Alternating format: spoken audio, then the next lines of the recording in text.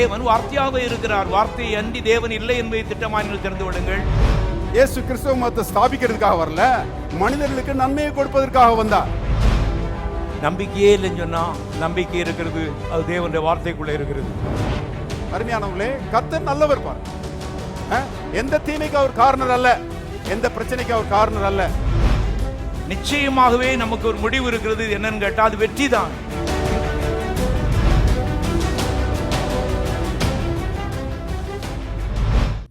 மாசில்லா சுத்தமா தீரு புண்ணிய தீர்த்தத்தினா விட குணம் மாறிற்றாட்டு குட்டியின் ரத்தத்தினா மாசில்லா சுத்தமா எல்லாம் தீரு புண்ணிய தீர்த்தத்தினா குற்றம் நீங்கி விட குணம் மாறிற்றா ஆட்டுக்குட்டியின் ரத்தத்தினா மாசில்லா சுத்தமா தீரு புண்ணிய தீர்த்தத்தினா குற்றம் நீங்கி விட குணம் மாறிற்றா ஆட்டுக்குட்டியின் ரத்தத்தினா பரிசுத்தம் பெற வந்தீர்களா ஒப்பில்லா தீர்ஸ்நானத்தினா பாவதோஷம் நீங்க நம்பினீர்களா ஆட்டுக்குட்டியின் ரத்தத்தினா மாசில்லா சுத்தமா தீரு புண்ணிய தீர்த்தத்தினா குற்றம் நீங்கி விட குணம் மாறிற்றா ஆட்டுக்குட்டியின் ரத்தத்தினா மாசில்லா சுத்தமா தீரு புண்ணிய தீர்த்தத்தினா குற்றம் நீங்கி விட குணம் மாறிற்றா ஆட்டுக்குட்டியின் ரத்தத்தினா பரலோக சிந்தை அணிந்தீர்களா வல்ல மீட்பர் தயாளத்தினா மறு ஜென்ம குணமடைந்தீர்களா ஆட்டுக்குட்டியின் ரத்தத்தினா சுத்தமா தீரு புண்ணிய தீர்த்தத்தினா குற்றம் நீங்கி விட குணம் மாறிற்றா ஆட்டுக்குட்டியின் ரத்தத்தினா மாசில்லா சுத்தமா தீரு புண்ணிய தீர்த்தத்தினா குற்றம் நீங்கி விட குணம் மாறிற்றா ஆட்டுக்குட்டியின் ரத்தத்தினா மணவாளன் வர கழிப்பீர்களா இந்த நதியின் ஸ்நானத்தினா மோட்சக்கரை ஏறி சுகிப்பீர்களா ஆட்டுக்குட்டியின் ரத்தத்தினா மணவாளன் வர கழிப்பீர்களா தூய நதியின் ஸ்நானத்தினா மோட்சக்கரை ஏறி சுகிப்பீர்களா ஆட்டுக்குட்டியின் ரத்தத்தினா மாசில்லா சுத்தமா தீரு புண்ணிய தீர்த்தத்தினா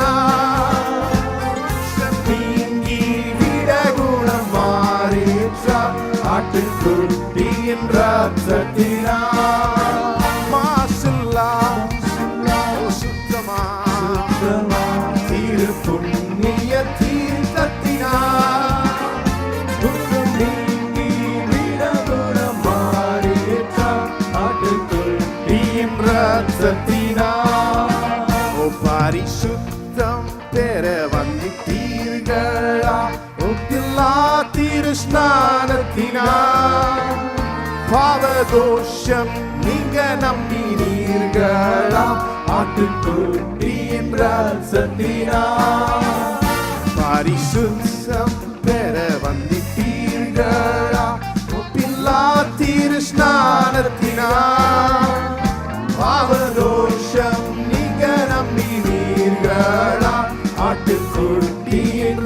ரத்தத்தினால் மாசில்லா சுத்தமா திரு புண்ணிய தீர்த்தத்தினால் குற்றம் நீங்கி விட குணம் மாறி ஆட்டுக்குட்டியின் ரத்தத்தினால் மாசில்லா சுத்தமா சிறு புண்ணிய தீர்த்தத்தினால் குற்றம் நீங்கி விட குணம் மாறிற்றா ஆட்டுக்குட்டியின் ரத்தத்தினால் பரிசுத்தம் பெற வந்தீர்களா ஒப்பில்லா திருஸ்நானத்தினால் பாவதோஷம் நீங்க நம்பினீர்களா ரத்தத்தினால் பரிசுத்தம் பெற வந்தீர்களா ஒப்பில்லா திருஸ்நானத்தினால் பாவதோஷம் நீங்க நம்பினீர்களா ஆட்டுக்குட்டியின் ரத்தத்தினால் மாசில்லா சுத்தமா சிறு புண்ணிய தீர்த்தத்தினால் நீங்கி விட குணம் மாறிற்றா ஆட்டுக்குட்டியின் ரத்தத்தினால் மாசில்லா சுத்தமா சிறு புண்ணிய தீர்த்தத்தினால் குற்றம் நீங்கி விட குணம் மாறிற்றா ஆட்டுக்குட்டியின் ரத்தத்தினால் வல்லமை உண்டே அற்புத வல்லமை இயேசுவின் ரத்தத்தால் வல்லமை உண்டே அற்புத வல்லமை ஆட்டுக்குட்டியின் ரத்தத்தினால் வல்லமை உண்டே அற்புத வல்லமை இயேசுவின் ரத்தத்தால் வல்லமை உண்டே அற்புத வல்லமை ஆட்டுக்குட்டியின் ரத்தத்தினால் வல்லமை உண்டே அற்புத வல்லமை இயேசுவின் ரத்தத்தால் வல்லமை உண்டே அற்புத வல்லமை ஆட்டுக்குட்டியின் ரத்தத்தினால் வல்லமை உண்டே அற்புத வல்லமை இயேசுவின் ரத்தத்தால் வல்லமை உண்டே அற்புத வல்லமை ஆட்டுக்குட்டியின் ரத்தத்தினால் வல்லமை உண்டே அற்புத வல்லமை இயேசுவின் ரத்தத்தால் வல்லமை உண்டே அற்புத வல்லமை ஆட்டுக்குட்டியின் ரத்தத்தினால் ஓ ஆட்டுக்குட்டியின் ரத்தத்தினால் ஆட்டுக்குட்டியின் ரத்தத்தினால் சிலுவைக்காக நன்றி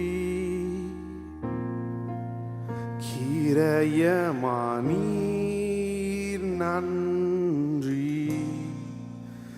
எந்தன் பாவம் நிந்தனை சுமந்தேவும் அன்பை பொழிந்தீரே அன்புக்காக நன்றி ரத்தத்துக்காக நன்றி என்னை சுத்தமாக்கி மண்ணின் சென்னை அன்பாயரவணை தீர் எல்லாரும் பாடுவோம் நீரே பாத்தீர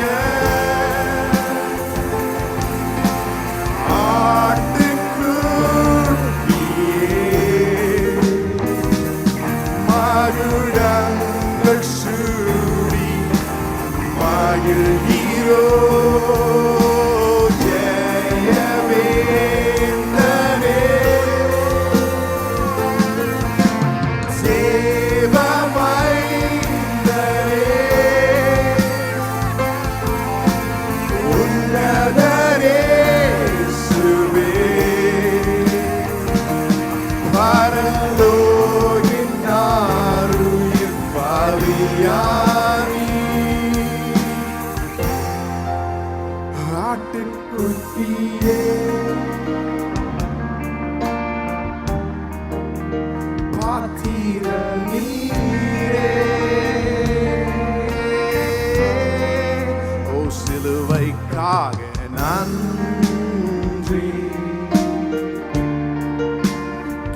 இதயமானி நன்றி எந்தன் பாவம் நிந்தனை சுமந்து அன்பை பொழிந்தீரே அன்புக்காக நன்றி ரத்தத்துக்காக நன்றி என்னை சுத்தமாக்கி எல்லாம் சொல்லுவோம் மன்னிஸ் என்னை அன்பாயாரவனை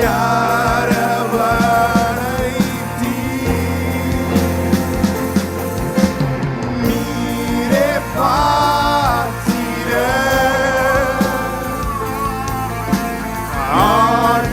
ஆட்டுக்குட்டியே மகுடங்கள் சூடி மகிழ்ந்தீரோ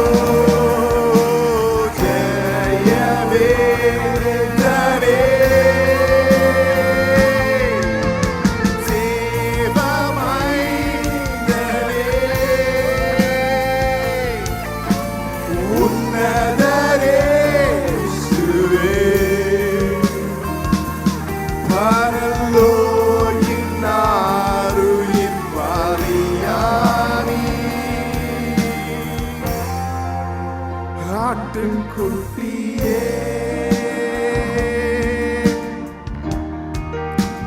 பாத்திர நீரே ஓ நீரே பாத்திரர் நீரே பாத்திர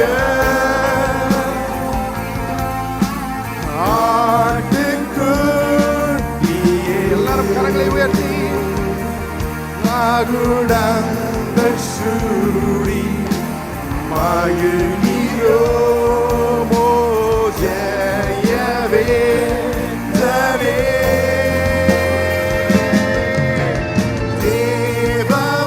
தேவமைந்தனே உன்னதரே சுவே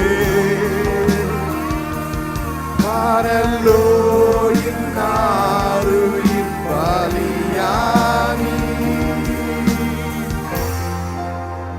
ஆட்டுக்குட்டியே பாத்திர நீரே திரும்பவும் ஆட்டுக்குட்டியே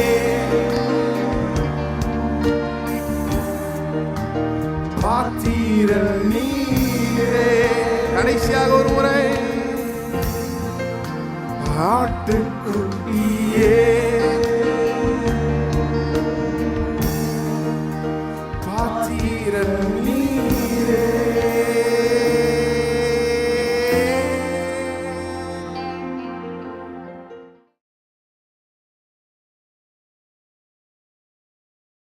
எல்லாரும் சொல்லுவோம், தேவன் அவருடைய வசனங்களை கொண்டு என்னோடு பேசுகிறார். வேத வசனங்களின் மூலமாக அவருடைய அன்பை எனக்கு வெளிப்படுத்துகிறார். இன்னொரு முறை சொல்லுவோம், தேவன் அவருடைய வசனங்கள் மூலமாக என்னோடு பேசுகிறார். வேத வசனங்களின் மூலமாக அவருடைய அன்பை எனக்கு வெளிப்படுத்துகிறார். வாசிக்கலாம். எபிரேயரின் புஸ்தகம் 9ஆம் அதிகாரம். எபிரேயரின் புஸ்தகம் 9வது அதிகாரம் 15 வாசிக்கிறேன். 15 22 முடிய. ஆகையால் முதலாம் உடன்படிக்கையின் காலத்திலே நடந்த அக்கிரமங்களை நிவர்த்தி செய்யும் பொருட்டு அவர் மரணமடைந்து அழைக்கப்பட்டவர்கள் வாக்குத்தத்தம் பண்ணப்பட்ட நித்திய சுதந்திரத்தை அடைந்து கொள்வதற்காக புது உடன்படிக்கையின் மத்தியஸ்தராயிருக்கிறார். ஏனென்றால் எங்கே மரண சாதனம் உண்டோ அங்கே அந்த சாதனத்தை எழுதினவனுடைய மரணமும் உண்டாக வேண்டும். எப்படியெனில் மரணம் உண்டான பின்பே மரண சாதனம் உறுதிப்படும். அதை எழுதினவன் உயிரோடு இருக்கையில் அதற்கு பலன் இல்லையே. அந்தபடி முதலாம் உடன்படிக்கையும் இரத்தம் இல்லாமல் பிரதிஷ்டை பண்ணப்படவில்லை. எப்படியெனில் மோசே நியாயப்பிரமாணத்தின்படி சகல ஜனங்களுக்கும் எல்லா கட்டளைகளையும் சொன்ன பின்பு இளங்காளை வெள்ளாட்டுக்கடா இவைகளின் இரத்தத்தை தண்ணீரோடும் சிவப்பான ஆட்டு மயிரோடும் ஈசோப்போடும் கூட எடுத்து புஸ்தகத்தின் மேலும் ஜனங்கள் எல்லார் மேலும் தெளித்து, தேவன் உங்களுக்கு கட்டளையிட்ட உடன்படிக்கையின் ரத்தம் இதுவே என்று சொன்னான். இவ்விதமாக கூடாரத்தின் மேலும் ஆராதனைக்குரிய சகல பனிமுட்டுக்களின் மேலும் இரத்தத்தை தெளித்தான்.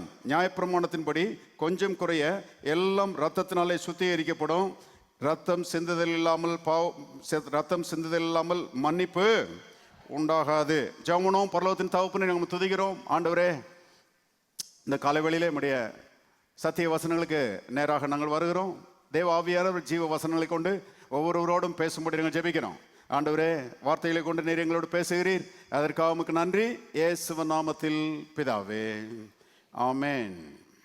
வாசிக்க கேட்ட இந்த வேத பகுதி அருமையானவர்களே, இயேசு கிறிஸ்துனுடைய மரணத்தின் அவசியத்தை வலியுறுத்துகிறது. இயேசுவின் மரணம்தான் மனித சரித்திரத்தினுடைய திருப்பு முனையாக இருக்கிறது. The death of the Lord Jesus Christ is the turning point of human history. மனித சரித்திரத்தினுடைய திருப்பு முனையே இயேசுவினுடைய மரணம்தான். இயேசுவினுடைய மரணத்தை போல மிகப்பெரிய ஒரு சம்பவம் சரித்திரத்தில் இதுவரைக்கும் நடந்ததே கிடையாது என்பதை தெரிந்து கொள்ளுங்கள். அருமையானவர்களே, மனிதருடைய வாழ்க்கை மலரும்படியாக, மனிதர்களுக்கு சமாதானமும் சந்தோஷமும் கிடைக்கும்படியாக, மனிதருடைய வாழ்க்கையில் ஆசீர்வாதம் உண்டாகும்படியாக, மனிதர்கள் எல்லா நன்மைகளையும் பெற்றுக்கொள்ளும்படியாக தேவனால் அரங்கேற்றப்பட்ட ஒரு சம்பவம் தான் ஆண்டவராய் இயேசு கிறிஸ்துவினுடைய மரணம் என்பதை தெரிந்து கொள்ளுங்கள். இயேசு கிறிஸ்துவினுடைய மரணம் தற்செயலாய் நடந்தது அல்ல. இது தேவனாலே திட்டமிடப்பட்டு அரங்கேற்றப்பட்ட ஒன்று என்பதை தெரிந்து கொள்ளுங்கள். தற்செயலாய் நடக்கல. நிறைய பேர் அப்படி போதிக்கிறாங்க. இயேசு கிறிஸ்துவினுடைய மரணம் தற்செயலாய் நடந்தது. எப்படின்னா, அவர் நல்லவராக அந்த உலகத்தில் வந்தார். தேவன் எவ்வளவு நல்லவர் என்பதை காண்பிப்பதற்காக அவர் இந்த உலகத்தில் வந்தார். நல்ல நெறிமுறைகளை போதிப்பதற்காக அவர் இந்த உலகத்தில் வந்தார். பரிசுத்த வாழ்க்கையை மனிதர்களுக்கு எடுத்து காட்டும்படியாக அவர் இந்த உலகத்தில் வந்தார். ஆனால் பொல்லாத மனிதர்கள், அவர் மேலே பொறாமைப்பட்ட மனிதர்கள் அவரை பிடிச்சி சிலுவையில் என்ன செஞ்சிட்டாங்க? அடிச்சிட்டாங்க. ஆகவே இயேசு கிறிஸ்துவினுடைய மரணம் எதிர்பாராத விதமாக நடந்த ஒரு அசம்பாவிதம், எதிர்பாராத விதமாக நடந்த ஒரு சம்பவம். அவர் மரித்திருக்க வேண்டிய அவசியம் இல்லை. ஏன்னா எல்லாரையும் ரட்சிக்கணும்னா தேவன் கையை காமிச்சா போதும், எல்லாரும் ரட்சிக்கப்பட்டுருவாங்க. கண்ணை திருப்பி ஒரு பார்வை பார்த்தா போதும், எல்லாரும் ரட்சிக்கப்பட்டுருவாங்க. ஒரு வார்த்தை சொன்னா போதும், எல்லாரும் ரட்சிக்கப்பட்டுருவாங்க. இதுக்கு இயேசுனுடைய மரணம் அவசியமா அப்படின்னு சொல்லி அது தற்செயலாக நடந்தது என்று நிறைய பேர் சொல்லுகிறாங்க. ஆனால் அருமையானவர்களே, வேதம் என்ன சொல்கிறது என்பதை பாருங்கள். அந்த நாம் வாசித்த அந்த வேத பகுதியில் 17ஆம் வசனம் பாருங்க. எப்படியெனில், மரணம் உண்டான பின்பே மரண சாதனம் உறுதிப்படும், அதை எழுதினவன் உயிரோடு இருக்கையில் அதற்கு பலன் இல்லையே. மரண சாதனம் உண்டான பின்பே என்று எழுதப்பட்டிருக்கிறது.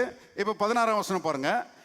ஏனென்றால் எங்கே மரண சாதனம் உண்டோ அங்கே அந்த சாதனத்தை எழுதினவனுடைய மரணமும், எல்லாரும் சேர்ந்து வாசிங்க, உண்டாக வேண்டும். எல்லாரும் சொல்ல, உண்டாக வேண்டும். பாருங்க, ஆங்கிலத்திலே இவ்விதமாக வருகிறது. For where a testament is, there must also of necessity be the death of the testator. பாருங்க, இங்க எழுதப்பட்டிருக்கிறது the necessity of death. கவனிங்க, அதாவது இயேசுனுடைய மரணம் உண்டாக வேண்டும். உண்டாகவில்லை என்றால் மனிதர்கள் பாருங்க ரட்சிக்கப்பட முடியாது, மனிதர்கள் வாழ்வடைய முடியாது, மனிதர்கள் தேவனிடத்தில் வர முடியாது, மனிதர்கள் தேவனோடு இணைய முடியாது. தேவன் வைத்திருக்கிற பெரிய திட்டங்களும் நோக்கங்களும் இயேசு மரிக்கவில்லை என்றால் மனிதர்களுடைய வாழ்க்கையில நிறைவேற முடியாது. கவனிங்க, அதனால தான் பாருங்க, அந்த கெத்செமனே தோட்டத்தில் ஒரு இயேசு ஜெபிக்கிறாரு. எப்படி ஜெபிக்கிறாருன்னா, பிதாவே இந்த பாத்திரம் என்னை விட்டு நீங்க கூடுமானால் நீங்கபடி செய்யும். 3 முறை ஜெபிக்கிறாரு. ஆனா பதிலே வரல. தேவனுடைய சத்தமே அவருக்கு கேட்கல. என்ன அர்த்தம்? குமாரனே, நீர் மரிக்கவில்லை என்றால் ஒரு ஆள் கூட ரட்சிக்கப்பட முடியாது, ஒரு ஆள் கூட நரகத்திலிருந்து மீட்கப்பட முடியாது, ஒரு ஆள் கூட பிசாசுடைய பிடியிலிருந்து வெளியே வரவே முடியாது. ஆகவே மனுமக்கள் ரட்சிக்கப்பட வேண்டுமானால், நரகத்திலிருந்து மீட்கப்பட வேண்டுமானால், பிசாசுடைய கரத்திலிருந்து விடுதலையாக்கப்பட வேண்டுமானால் நீர் மரிக்கிறதை தவிர வேற வழியே கிடையாது. இதுதான் பிதாவாகிய தேவனுடைய பிரதியுத்தரம், பதில். அருமையானவர்களே, இதை புரிந்து கொண்ட மாத்திரத்தில் இயேசு ஜெபிக்கிறாரு, பிதாவே என் சித்தத்தின்படி அல்ல உம்முடைய சித்தத்தின்படியே ஆக கடவுது. கவனிங்க. ஆகவே இயேசுனுடைய மரணம் அது நடந்தே ஆக வேண்டும். அது திட்டமிடப்பட்ட ஒன்று என்று எழுதப்பட்டிருக்கிறது. அது எதேர்ச்சியாய் நடந்ததல்ல. இயேசுவே அது நடக்கும், மரணம் நடந்தே தீரும் என்கிற ஒரு தீர்மானத்தோடு தான் அவர் இந்த உலகத்தில் வந்து பிறந்தார் என்று நாம் வேதத்தில் பார்க்கிறோம். வாசிக்கலாம். யோவான் சுவிசேஷம் 10ஆம் அதிகாரம், யோவான் 10.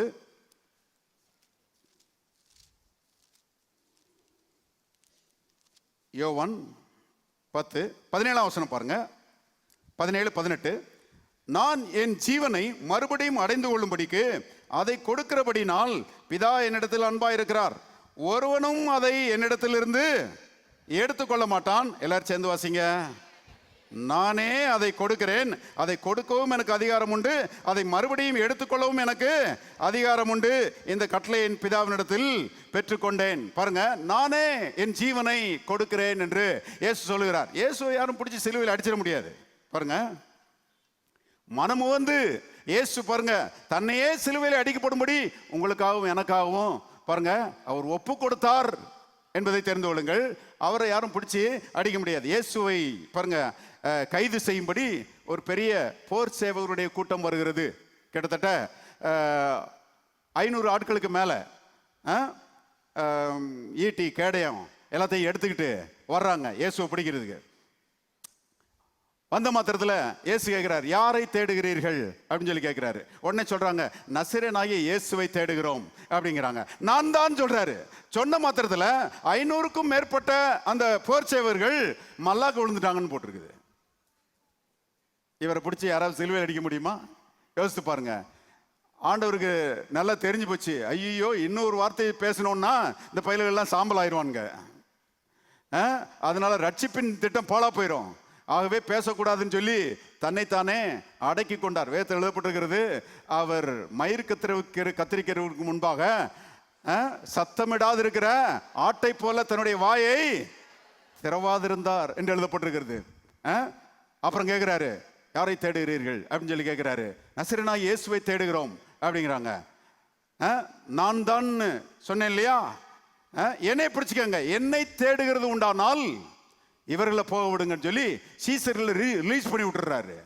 ரிலீஸ் பண்ணி விட்டுட்டு தன்னை என்ன செய்கிறாரு, ஒப்பு கொடுக்குறாரு. அவரை பிடிச்சிட்டு போறாங்க. பிடிச்சிட்டு போய் பாருங்க வஸ்திரத்தை கலட்டுறாங்க. கலட்டி பாருங்க சவுக்கால அடிக்கிறாங்க, முள்முடியை சூட்டுறாங்க, முள்முடி மேல லத்தியை வச்சு அடிக்கிறாங்க, அவர் மேல துப்புறாங்க, அவரை கேவலமா பேசுறாங்க, அவருடைய தாடி மயிரை பிடுங்குறாங்க. அருமையானவர்களே, கல்வாரி சிலுவையிலே அவரை வைத்து கைகளையும் கால்களையும் உருவ குத்துகிறாங்க. ஆணின்னு சொல்லக்கூடாது, அது ஆப்புன்னு தான் சொல்லணும். பாருங்க, கைகளையும் கால்களையும் ஆப்புகளால அவரை குத்துகிறாங்க. கடைசி சொட்டு ரத்தத்தையும் கல்வாரி சிலுவையிலே சிந்தி அங்கே மரிக்கிறார். கவனிங்கள், இப்படிதான் இயேசு அருமையானவர்களை நமக்காக மரித்தார் என்று நாம் வேதத்திலே பார்க்கிறோம். இப்போ எபிரேயர் 9:15 வசனம் பாருங்க.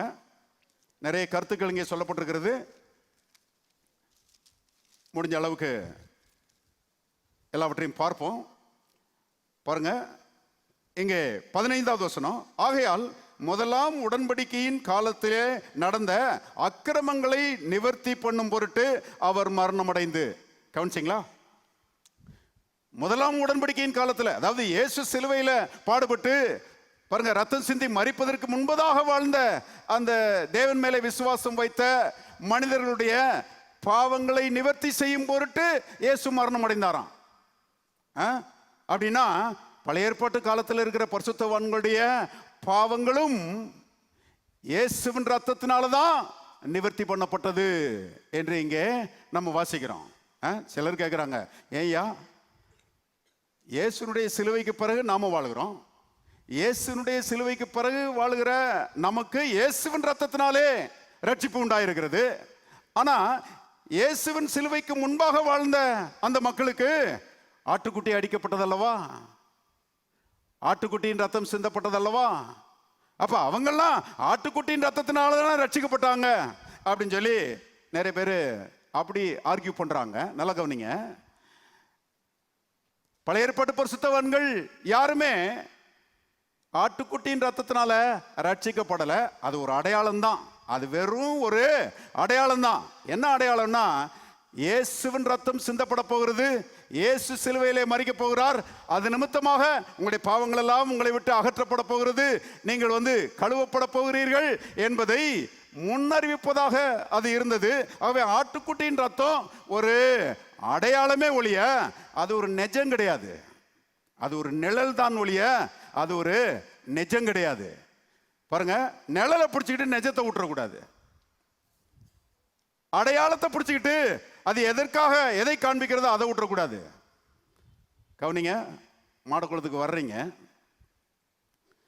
வர்ற வழியில வண்டியில வர்றீங்க, அங்க மாடக்குளம்னு சொல்லி ஒரு போர்டு போட்டிருக்கிறாங்க, சைன் போர்டு, ஒரு அம்புக்குரிய வர போட்டிருக்கிறாங்க.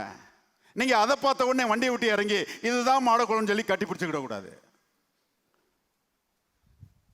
இல்லையா? அது ஒரு சைன் போர்டு. இப்படியே போயிட்டே இருந்தீங்கன்னா சர்ச்சு வரும், சர்ச்சுக்கு போகலாம், இப்படியே போயிட்டு இருந்தீங்கன்னா மாடக்குளம்னு ஊர் வரும், ஊருக்குள்ள போகலாம் என்று அது அடையாளம் காட்டுகிறது. அதே போல அருமையான ஆட்டுக்குட்டியின் ரத்தம், பழைய ஏற்பாட்டில் சிந்தப்பட்ட ஆட்டுக்குட்டியின் ரத்தம், இயேசுவின் ரத்தம் சிந்தப்பட போகிறது, இயேசு கல்வாரியிலே மரிக்க போகிறார், அது நிமித்தமாக உங்களுடைய பாவங்கள் மன்னிக்கப்பட போகிறது என்பதை அறிவிக்கும்படியாக அது ஒரு அடையாளமாக இருந்தது என்று வேதத்திலே நாம் வாசிக்கிறோம். அதனால தான் பழைய ஏற்பாட்டில் ஒரு வசனம் வாசிங்க, சங்கீதம் 85, சங்கீதம் 85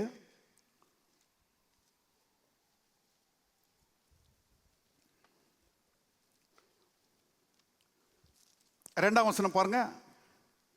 சங்கீதம் 85:2, உமது ஜனத்தின் அக்கிரமத்தை மன்னித்து அவர்கள் பாவத்தை எல்லாம், எல்லாரும் சேர்ந்து வாசிங்க, மூடி நீர். கவனிங்க, மூடி நீர்னு போட்டிருக்குதா, கழுவி நீர்னு போட்டிருக்குதா? கழுவி நீர்னு போடல, மூடி நீர்னு போட்டிருக்குது.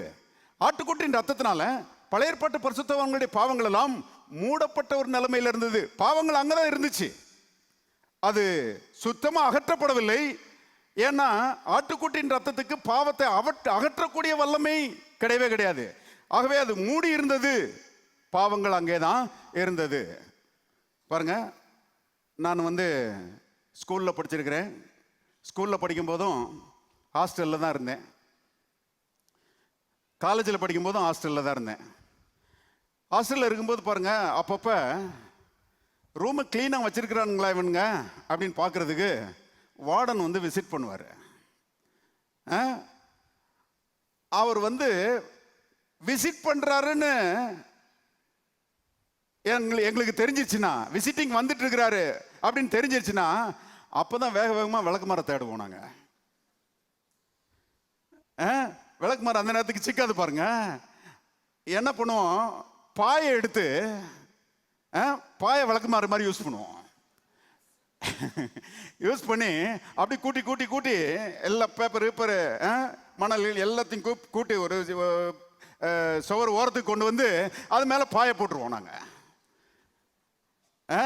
அவர் உள்ள வருவார் பாருங்க, உள்ள இப்படியே பார்ப்பாரு, இப்படியே பார்த்துட்டு போயிட்டு வெளியே போகும்போது வெரி குட்னு சொல்லிட்டு போவார். அவர் என்ன நினைக்கிறாருன்னா குப்பையே இல்லைன்னு நினைச்சிட்டு இருக்கிறாரு. ஆனா குப்பை அங்கதான் இருக்குது, நாங்க மூடிட்டோம். கவனிங்க, பழைய ஏற்பாட்டுல பரிசுத்தவான்களுடைய பாவங்கள் எல்லாம் இவ்விதமாக மூடப்பட்ட நிலைமையில் இருந்தது. ஆனால் கர்த்தராகிய இயேசு கிறிஸ்துவினுடைய மரணத்துக்காக தேவனுக்கு ஸ்தோத்திரம். என்றைக்கு இயேசு சிலுவையில் அடிக்கப்பட்டு பரிசுத்த ரத்தம் சிந்தப்பட்டதோ அன்றைக்கு பழைய ஏற்பாட்டு பரிசுத்தவான்களுடைய பாவங்கள் எல்லாம் கழுவப்பட்டு விட்டது, பாவங்கள் எல்லாம் நிவர்த்தி செய்யப்பட்டு விட்டது என்று வேதம் சொல்லுறது. என்ன அற்புதமான விஷயம் பாருங்க. அது மட்டுமல்ல, நம்ம எபிரேயர் 9 பாருங்க. எபிரேயர் 9 அதுல 19 வசனம் பாருங்க. எப்படியெனில் மோசே நியாயப்பிரமாணத்தின்படி சகல ஜனங்களுக்கும் எல்லா கட்டளைகளையும் சொன்ன பின்பு இளங்காலை வெள்ளாட்டுக்கடா இவளின் ரத்தத்தையும் தண்ணீரோடும் சிவப்பான ஆட்டுமயிரோடும் ஈசோப்போடும் கூட எடுத்து புஸ்தகத்தின் மேலும் ஜனங்கள் எல்லார் மேலும் தெளித்து, தேவன் உங்களுக்கு கட்டளையிட்ட உடன்படிக்கையின் ரத்தம் இதுவே என்று சொன்னான். பாருங்க, எந்த மோசே ஜனங்களுக்கு கற்பனைகளை கொடுத்தானோ அதே மோசே ஜனங்களுக்கு பலிகளையும் கொடுக்கிறதை நாம் இங்கே பார்க்கிறோம். அப்படின்னா என்ன அர்த்தம்? கற்பனைகளை கை கொள்கிறதன் மூலமாக மனிதன் பாவ மன்னிப்பு அடைய முடியாது. இன்னைக்கு நிறைய பேர் அப்படி யோசிக்கிறாங்க. நான் ரொம்ப யோக்கியமா வாழ்ந்து, நான் ரொம்ப நாணயமா வாழ்ந்து, நான் ரொம்ப பரிசுத்தமா வாழ்ந்து, நான் பரிசுத்த கற்பனைகளின்படி செய்து நான் தேவனிடத்துல நான் அங்கீகாரத்தை தேடிக்கிடுறேன், நான் தேவனுடைய அங்கீகாரத்தை பெற்றுக்கிறேன் அப்படின்னு சொல்லி நிறைய பேர் நினைக்கிறாங்க. யூத மனம் மக்கள் கூட அப்படிதான் நினைச்சாங்க. ஆனால் அருமையானவர்களே, தேவனுடைய கற்பனைகளை கை கொள்கிறதன் மூலமாக ஒரு மனுஷனும் தேவனிடத்தில் நீதிமானாக முடியாது. அதை கற்பனைகளை கை கொள்வதற்கு இவன் பிரயாசப்படுகிறான். இவனுக்குள்ளே பாவம் இருக்கிறது, ஆனா கற்பனைகள் பரிசுத்தமா இருக்குது. இந்த பாவ மனுஷன் பரிசுத்த கற்பனைகளை நிறைவேற்ற முடியல, நிறைவேற்றதுக்கு பிரயாசப்படுகிறான், தட்டி விழுகிறான். ஒரு உணர்வு உண்டாகிறது, ஐயோ பரிசுத்த கற்பனைகளை என்னால் நிறைவேற்ற முடியலையே, நான் பாவியா இருக்கிறேனே, எனக்குள்ளே பாவம் இருக்கிறதே என்பதை அவன் உணர்கிறான். உணர்ந்து தேவனை பார்த்து, தேவனே என்னை ரட்சியும் என்று கேட்கிறான். அப்படி கேட்கும்போது தேவன் அன்பாக இருக்கிறபடினால நான் உன்னை ரட்சிக்கிறேன்ப்பா, ஆட்டுக்குட்டியின் ரத்தத்தை உனக்காக வச்சிருக்கிறேன், ரத்தத்தின் மேல விசுவாசம் வையே, அதுதான் உன்னுடைய பாவங்களை நீக்கி உன்னை கழுவுகிறது, அந்த பலிதான் உன்னை என்னிடத்திலே சேருவதற்கு தகுதியை உனக்கு கொடுக்கிறது என்று பாருங்க வேதவசனம் சொல்லுகிறது. கவனிங்க, அப்ப இப்படிதான் கற்பனைகளை நிறைவேற்றுகிறதன் மூலமாக நாம் தேவனிடத்தில் நீதிமான் ஆகிறது இல்ல. வேதத்தில் எழுதப்பட்டிருக்கிறது, அவருடைய ரத்தத்தை பற்றும் விசுவாசத்தினாலே நாம் நீதிமான்களாக மாறி இருக்கிறோம்.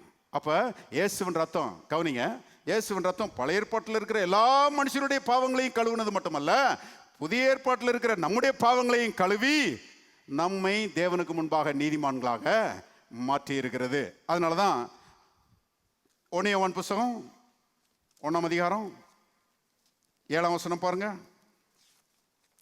1 யோவான் 1ஆம் அதிகாரம் 7வது வசனம், அவர் ஒளியில் இருக்கிறது போல நாமும் ஒளியிலே நடந்தால் ஒருவரோடு ஒருவர் ஐக்கியப்பட்டிருப்போம், அவருடைய குமாரனாகிய இயேசு கிறிஸ்துவின் ரத்தம், எல்லாரும் சேர்ந்து வாசிங்க, சகல பாவங்களை நீக்கி நம்மை சுத்திகரிக்கும். இப்போ எபேசியருக்கு போங்க. எபேசியர் 1ஆம் அதிகாரம், எபேசியர் 1ஆம் அதிகாரம் 7ஆம் வசனம் பாருங்க. அவருடைய கிருபையின் ஐஸ்வர்யத்தின்படியே இவருடைய ரத்தத்தினாலே பாவ மன்னிப்பாகிய மீட்பு இவருக்குள் நமக்கு உண்டாயிருக்கிறது. எல்லாரும் ஒரு அறிக்கை செய்வோம். இயேசு சிலுவையிலே சிந்தின ரத்தத்தினாலே எனக்கு பாவ மன்னிப்பும் மீட்பும் உண்டாயிருக்கிறது. இயேசு கிறிஸ்துவின் ரத்தம் சகல பாவங்களையும் நீக்கி என்னை சுத்திகரிக்கிறது. இன்னொரு முறை சொல்லுவோம், இயேசு சிலுவையில் சிந்தின ரத்தத்தினாலே எனக்கு பாவ மன்னிப்பும் மீட்பும் உண்டாயிருக்கிறது. இயேசு கிறிஸ்துவின் ரத்தம் சகல பாவங்களையும் நீக்கி என்னை சுத்திகரிக்கிறது. இயேசு சிலுவையில் சிந்தின ரத்தம் பாருங்க, சிலுவைக்கு முந்தின ஆட்களுடைய பாவங்களை நிவர்த்தி செய்யறது மட்டுமல்ல, சிலுவைக்கு பின்னால வருகிற எல்லாருடைய பாவங்களையும் நிவர்த்தி செய்கிறதாய் அது இருக்கிறது. இயேசுவின் சிலுவையை ஏன் தியானிக்கிறோம்? கவனிங்க, இயேசுவின் சிலுவையை ஏன் தியானிக்கிறோம்? இயேசுவுக்காக துக்கம் அனுசரிக்கிறதுக்காக தியானிக்கிறோமா? இன்னைக்கு கிறிஸ்தவ வட்டாரத்தில் நிறைய இடங்கள்ல பாருங்க, இயேசுவுக்காக துக்கம் அனுசரிக்கிறாங்க. லெந்து நாட்கள்னு கேள்விப்பட்டிருப்பீங்க. 40 நாட்கள் அதில் கறி மீன் சாப்பிட மாட்டேன், நான் கருவாடு சாப்பிட மாட்டேன், கவிச்ச எதுவும் என் பக்கத்திலே என்ன செய்யக்கூடாது, வரக்கூடாது, நல்ல போஷாக்கான ஆகாரம் எதுவுமே நான் சாப்பிட மாட்டேன், நான் கஞ்சியும் ஊறுகாய் மட்டும்தான் நான் சாப்பிடுவேன். என்ன பிரதர், கஞ்சி ஊறுகாய் மட்டும்தான் சாப்பிடுவேன்னு சொல்லி ரொம்ப உறுதியாக இருக்கிறீங்கன்னா, நான் ஆண்டவருக்காக துக்கம் அனுசரிக்கிறேன் பிரதர் அப்படிங்கிறாங்க.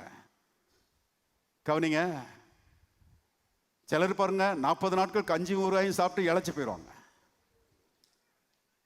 மெலிஞ்சு போயிடுவாங்க. அருமையானவர்களே, நான் கேட்குறேன், இது ஆண்டவருக்கு ரொம்ப பிரியமா இருக்குன்னு நினைக்கிறீங்களா? தம்பி கரெக்டாக சொன்னான் ஆராதனையில். பாருங்க, இது ஆண்டவருக்கு பிரியமா இருக்கிறது இல்லைங்க. அவர் நமக்காக பாடுபட்டாருங்க, நமக்காக அவர் வேதனைகளை அனுபவித்தார். பாருங்க, அவர் சிலுவையை சுமந்துட்டு போறாரு. போகும்போது பின்னால சில பெண்கள் அவருக்காக பரிதாபப்பட்டு அழுகிறாங்க. அழும்போது அருமையானவர்களே, இயேசு அவர்களை திரும்பி பார்த்தாரு. சிலுவையை சுமந்துட்டு போகும்போது திரும்பி பார்க்கிறாரு. திரும்பி பார்த்து சொன்னார், எருசலேமின் குமாரத்திகளே, எனக்காக அழாதீங்க, நான் உங்களுக்காக பாடுபட்டு இருக்கிறேன், நான் உங்களுக்காக ரத்தம் சிந்திட்டு இருக்கிறேன், உங்களுக்காக நான் கஷ்டப்பட்டு இருக்கிறேன், எனக்காக அழாதீங்க. எனக்காக அழுது ஒரு பிரயோஜனம் இல்லை, பிரயோஜனமோ இல்லைங்கிறாரு.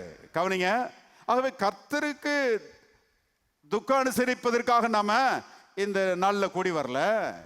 அருமையானவர்கள், எது கர்த்தரை சந்தோஷப்படுத்தும் தெரியுமா? சிலுவையிலே அவர் பாடுபட்டாரே, அதனால் வருகிற பயனை நாம் விசுவாசித்து அதை சுதந்திரித்து பாருங்க, அதை அனுபவித்து அதற்காக கர்த்தரை நாம் துதிக்கும் போது, அதற்காக கர்த்தரை நாம் அருமையானவர்களை மகிமைப்படுத்தும் போது கர்த்தர் சந்தோஷப்படுகிறார். எத்தனை பேருக்கு நான் சொல்றது வழங்குது? அப்போதான் கர்த்தர் சந்தோஷப்படுகிறாரு.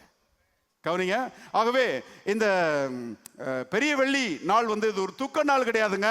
கர்த்தர் நமக்காக பாடுபட்டதை எண்ணி பார்த்து கர்த்தரை துதிக்கிற நாள் இந்த நாள், கர்த்தரிடத்தில் ஆர்ப்பரிக்கிற நாள் இந்த நாள். எத்தனை பேர் ஆமென் சொல்றீங்க?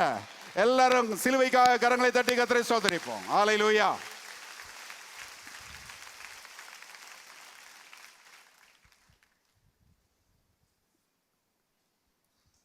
வாசிப்போம். எபிரேயர் 9ஆம் அதிகாரம், எபிரேயர் 9. இதுல இன்னொரு வசனத்தை பாருங்க, ஒரு குறிப்பை பாருங்க. எபிரேயர் 9:15, ஆகையால் முதலாம் உடன்படிக்கையின் காலத்தில் நடந்த அக்கிரமங்களை நிவர்த்தி செய்யும் பொருட்டு அவர் மரணம் அடைந்து, எல்லாரும் சேர்ந்து வாசிங்க, அழைக்கப்பட்டவர்கள், எல்லாரும் சொல்லுவாங்க, அழைக்கப்பட்டவர்கள், அழைக்கப்பட்டவர்கள் வாக்குத்தத்தம் பண்ணப்பட்ட நித்திய சுதந்திரத்தை அடைந்து கொள்வதற்காக அவர் புது உடன்படிக்கையின் மத்தியஸ்தராக இருக்கிறார். நமக்கெல்லாம் ஒரு பேரு, என்ன பேருன்னா அழைக்கப்பட்டவர்கள். சிலர் சொல்லுவாங்க கிறிஸ்தவர்கள்னு பேர் இருக்குது இல்லையா அப்படிம்பாங்க. கிறிஸ்தவர்கள்னு பேர் இருக்குது, ஆனா அதை பார்க்கல இது நல்ல பேருன்னு நான் நினைக்கிறேன். அழைக்கப்பட்டவர்கள், யாருனால அழைக்கப்பட்டவர்கள்? தேவாதி தேவனாலே அழைக்கப்பட்டவர்கள். இங்க இருக்கிற ரட்சிக்கப்பட்ட யாருமே நீங்களா வந்துடல ஆண்டவர்கிட்ட, ஆண்டவர் உங்களை அழைச்சதுனால வந்திருக்கிறீங்க. நீங்க பாருங்க, சிலர் பார்த்தீங்கன்னா ஏதாவது ஒரு ஃபங்க்ஷனுக்கு ரொம்ப துரிதமாக கிளம்பிட்டு இருப்பாங்க. கிளம்பு கிளம்பு கிளம்பு போகணும் அப்படின்னு சொல்லி பாருங்க, துரிதப்படுத்தி அது கல்யாணமோ அது வீட்டு ஃபங்க்ஷனோ ரொம்ப தீவிரமாக கிளம்பிட்டு இருப்பாங்க. ஏன் அப்படி கிளம்புறாங்கன்னா, அந்த அழைப்பு கொடுத்த ஆளு பெரிய ஆளாக இருப்பார். அது மட்டும் இல்லை, நேரில் அழைப்பு கொடுத்துருப்பாரு. அதனால பாருங்க, அதுக்கு கண்டிப்பாக போகணும்னு சொல்லி அவ்வளவு துரிதமாக தீவிரமாக கிளம்பி என்ன செய்கிறாங்க, போகிறாங்க. யோசிச்சு பாருங்க, உலகத்தில் இருக்கிற ஒரு பெரிய மனுஷனே அழைப்பு கொடுக்கும் போது அதை ஏற்றுக்கொண்டு அதுக்கு மரியாதை கொடுத்து அவ்வளவு தீவிரமாக இன்னைக்கு மனுஷன் போகிறான். அப்படியானால் தேவாதி தேவன் அழைப்பு கொடுத்துருக்கிறாரு, ரட்சிப்புங்கிற அழைப்பு. இந்த அழைப்புக்கு எவ்வளவு மரியாதை கொடுக்கணும் யோசிச்சு பாருங்க. அதனால தான் ஆலயத்துக்கு ரொம்ப தீவிரமாக ஓடி வரணும். அதனால தான் கர்த்தரை ஆராதிக்கிறதுல ரொம்ப தீவிரமா இருக்கணும். அதனால தான் கர்த்தருடைய வார்த்தைகளை கேட்கறதுல ரொம்ப தீவிரமா இருக்கணும். அதனால தான் கர்த்தருடைய வார்த்தைக்கு கீழ்ப்படுகிறதுல ரொம்ப தீவிரமா இருக்கணும். ஏன்னா இது தேவாதி தேவன் நமக்கு கொடுத்த அழைப்பு. ஆமென். பாருங்க, தேவன் நம்மை அழைத்திருக்கிறார் என்று அருமையானவர்களை இங்கே நாம் பார்க்கிறோம். தேவனுடைய அழைப்பின் சத்தத்தை கேட்டு நாம் ஆண்டவரிடத்தில் நினைச்சிருக்கிறோம், வந்திருக்கிறோம், ரட்சிக்கப்பட்டிருக்கிறோம். ஒரு ஊழியக்காரருடைய பிரசங்கத்தை கேட்டு அந்த ஊழியக்காரரை அழைச்சதுனால நம்ம வரல. பாஸ்டர் என்னைய கூப்பிட்டதுனால நான் ரட்சிப்புக்குள்ள வரல. பாஸ்டருடைய பிரசங்கத்தை நான் கேட்டுட்டு இருந்தேன் ஒரு நாள். அப்படி கேட்டுட்டு இருக்கும்போது அந்த பிரசங்கத்தின் மத்தியிலிருந்து தேவ சத்தம் எனக்கு வந்தது.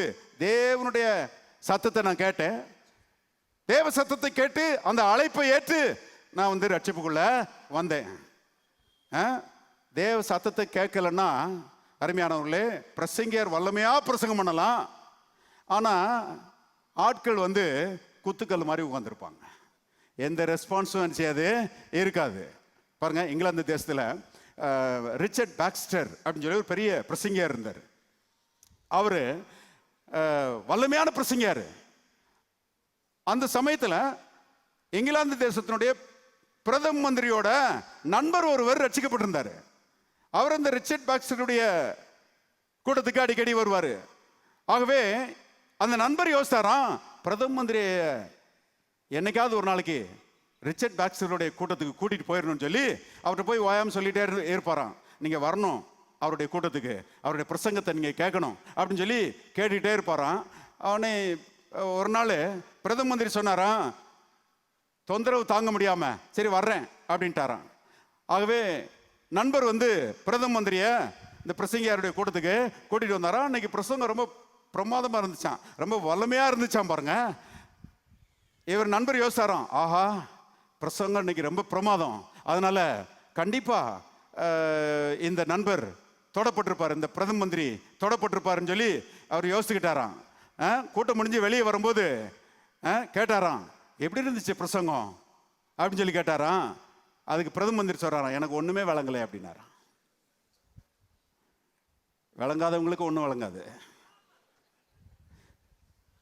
கவனிங்க, மனுஷனுடைய உள்ளம் அருமையானவர்களே கல்லு மாதிரி இருக்குது. கர்த்தரை பற்றி சொல்லி பாருங்க, அவங்களுக்கு எந்த ரெஸ்பான்ஸும் இருக்காது பாருங்க. ஆனா அவங்ககிட்டயே கிரிக்கெட்டை பற்றி கொஞ்சம் பேசி பாருங்க, ஐபிஎல் நடந்துட்டு இருக்குது, ஐபிஎல் பற்றி கொஞ்சம் பேசி பாருங்க, யார் எத்தனை சிக்ஸர் அடிச்சா, யார் எத்தனை 4 அடிச்சா, எந்த டீம் ஜெயிச்சிச்சு, எந்த டீம் தோத்துச்சு, எல்லா புள்ளி விவரங்களையும் தெளிவா சொல்லிடுவாங்க. கிரிக்கெட்டுக்கு ரொம்ப அலைவா இருக்கிறாங்க பாருங்க ஜனங்க. இன்னும் சிலர்கிட்ட கேட்டு பாருங்க, அரசியல் எத்தனை பேர் எந்த கட்சியெல்லாம் கூட்டணி வச்சிருக்கிறாங்கன்னு சொல்லி கேட்டு பாருங்க, கரெக்டா சொல்லிடுவாங்க. எந்த கட்சி கூட்டணின்னு கரெக்டா சொல்லிடுவாங்க. இங்க தமிழ்நாட்டில் உள்ள கூட்டணியை பற்றி கரெக்டா சொன்னது மட்டும் இல்ல, மேற்கு வங்காளத்தில் யார் கூட்டணி வச்சிருக்காருன்னா அதையும் கிளீனா சொல்லிடுவாங்க. அதுக்கு ரொம்ப அலைவா இருக்கிறாங்க, அரசியலுக்கு ரொம்ப அலைவா இருக்கிறாங்க, ஸ்போர்ட்ஸுக்கு ரொம்ப அலைவா இருக்கிறாங்க. ஆனா கர்த்தரை பற்றி சொன்னா கண்ணெல்லாம் அப்படியே சொருகுது.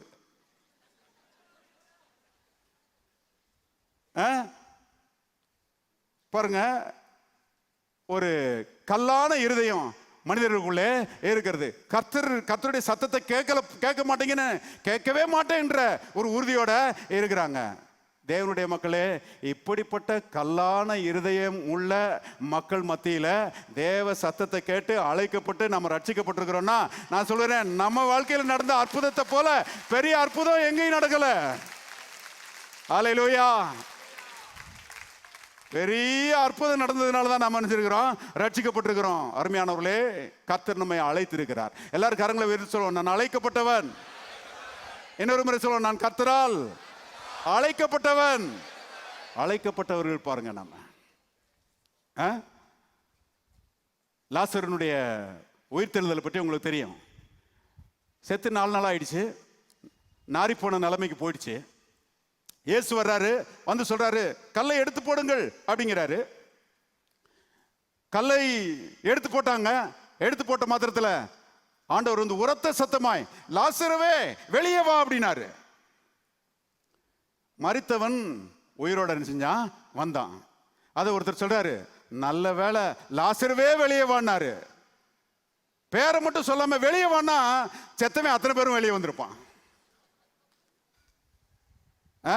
பேரை சொல்லி லாசருவே வெளியே சொன்ன மாத்திரத்தில் லாசரு மட்டும் என்ன செஞ்சான்? உயிரோட வந்தான். கவனிங்க, இந்த லாசரு எப்படி செத்த நிலைமையில இருந்தானோ அந்த மாதிரிதான் அக்கிரமங்களிலும் பாவங்களிலும் நாம செத்து கிடந்தோம், மரித்தவர்களா இருந்தோம். தேவனோ இரக்கத்தில் ஐஸ்வர்யம்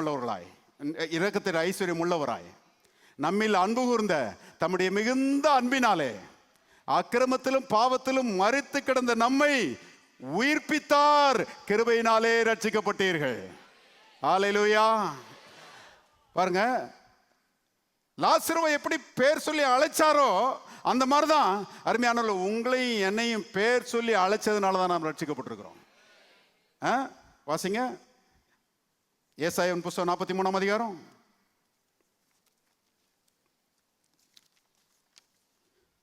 ஏசாயா 43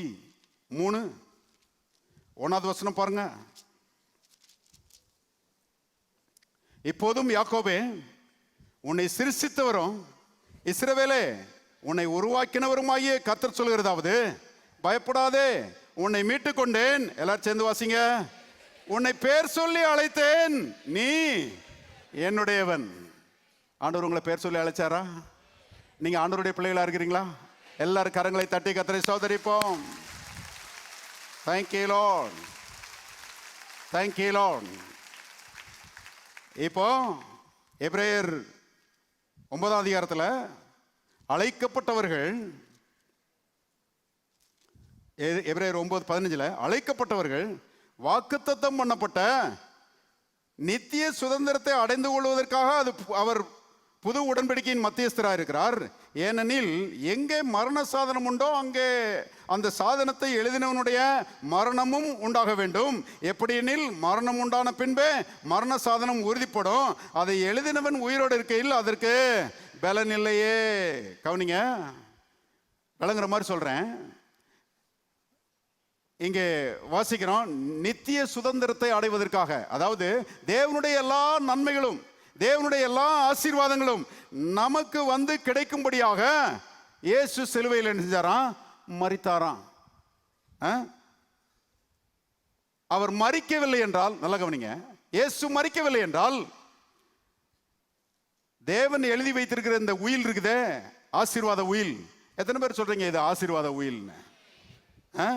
இதை பார்த்து இதை புரிஞ்சு கொண்ட பிறகுதான் என் வாழ்க்கையில் ஆசீர்வாதமே வந்துச்சு. கவனிங்க, இது தேவன் நமக்கு எழுதி கொடுத்த ஆசீர்வாத உயில். பாருங்க, இந்த உயில் எழுதி கொடுத்தவர் உயிரோடு இருக்கிற வரைக்கும் இதுக்கு உயிர் கிடையாது. என்னைக்கு இதை எழுதினவர் மரிக்கிறாரோ அன்னைக்கு தான் இது உயிர் பெற ஆரம்பிக்கிறது. அன்னைக்கு தான் இதனுடைய ஆசீர்வாதங்கள் நமக்கு கிடைக்க ஆரம்பிக்கிறது. பாருங்க, இன்னைக்கு இங்கே கூட சிலர் உட்கார்ந்துருப்பீங்க.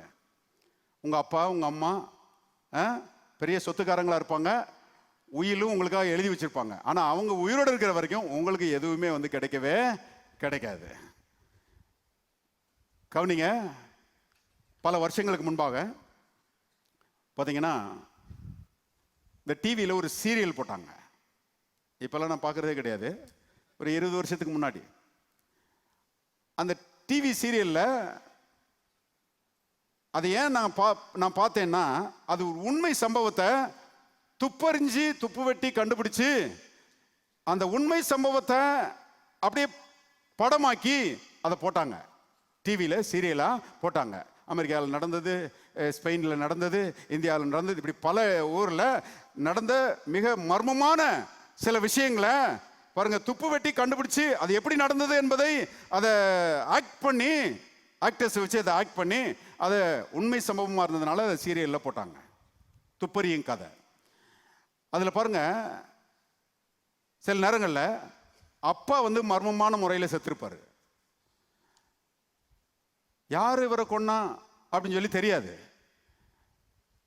இவங்க பாருங்க பல ரீதிகளில் இந்த தடயத்தெல்லாம் வச்சு பல ரீதிகளில் ஆராய்ச்சி பண்ணி கடைசியில் கண்டுபிடிச்சா அவர் கொன்னது யாருன்னு கேட்டிங்கன்னா அவன் மகன்தான் கொண்டு விட்டான்.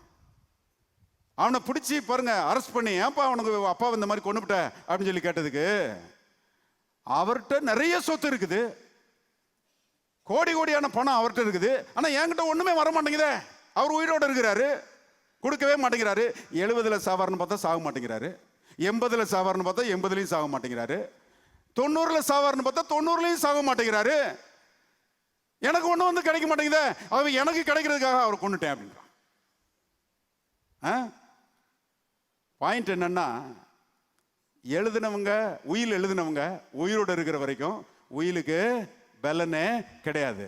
ஆனா நம்ம அப்பா இயேசு அருமையானவர் நமக்காக எல்லா ஆசீர்வாதங்களையும் உயிலாக எழுதி கொடுத்துட்டு, எல்லா ஆசீர்வாதங்களையும் நமக்கு தந்துட்டு, நம்ம நினைச்சு பார்க்கிறதுக்கு முன்பாகவே கல்வாரி சிலுவையில் நமக்காக மரிச்சிட்டாரு. அவர் மரிச்சதுனால தேவனுடைய ஆசீர்வாதங்கள் எல்லாம் நமக்கு வந்து கிடைக்கிறது. ஆமென்.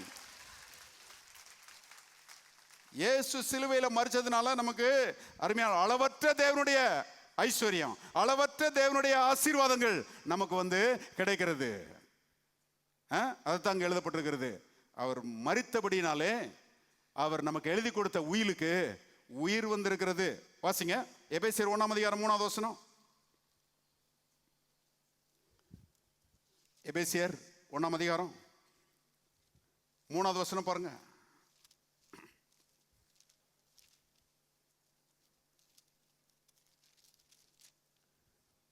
நம்முடைய கர்த்தராகிய இயேசு கிறிஸ்துவின் பிதாவாகிய தேவனுக்கு ஸ்தோத்திரம். அவர் கிறிஸ்துவுக்குள் உன்னதங்களிலே ஆவிக்குரிய சகல ஆசீர்வாதத்தினாலும் நம்மை ஆசீர்வதித்திருக்கிறார். இந்த வசனத்துல ரொம்ப முக்கியமான பதம் எதுன்னு கேட்டீங்கன்னா கிறிஸ்துவுக்குள். எல்லாரும் சொல்லுவாங்க கிறிஸ்துவுக்குள். கிறிஸ்துவுக்குள்ள அருமையானவர் எல்லா ஆசீர்வாதங்களையும் தந்திருக்கிறாரு. கிறிஸ்து சிலுவையில பாடுபட்டு நமக்காக மரித்தபடினால தேவனுடைய ஆசீர்வாதங்கள் எல்லாம் நமக்கு வந்து கிடைத்திருக்கிறது.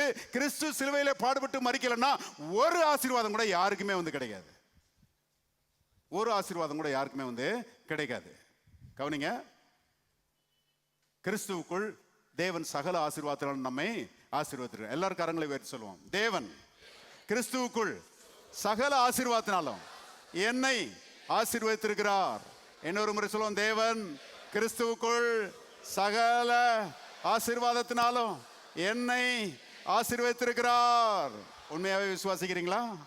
சகல ஆசீர்வாதத்தினாலும் கிறிஸ்துவுக்குள் தேவன் நம்மை ஆசீர்வதித்திருக்கிறார் என்பதை தெரிந்து கொள்ளுங்கள். ஒரு ஆள் கேட்டாரு, என்ன கேட்டாருன்னா, ஏங்க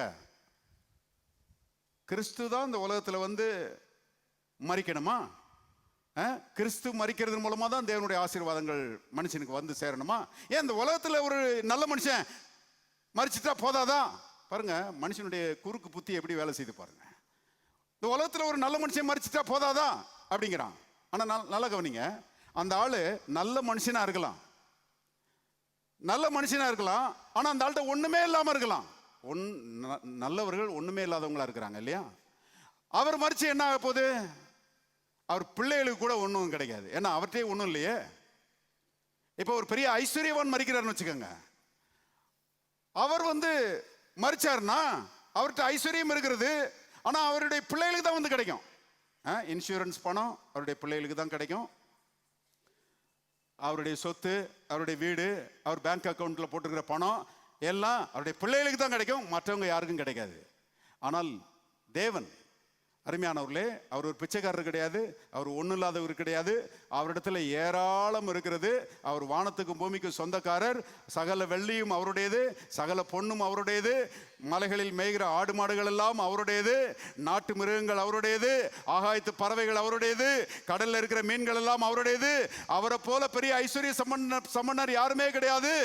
அவர் சிலுவையிலே மரிப்பாரானால் அருமையானவர்களே எல்லாருக்கும் எல்லாம் வந்து கிடைக்கும்.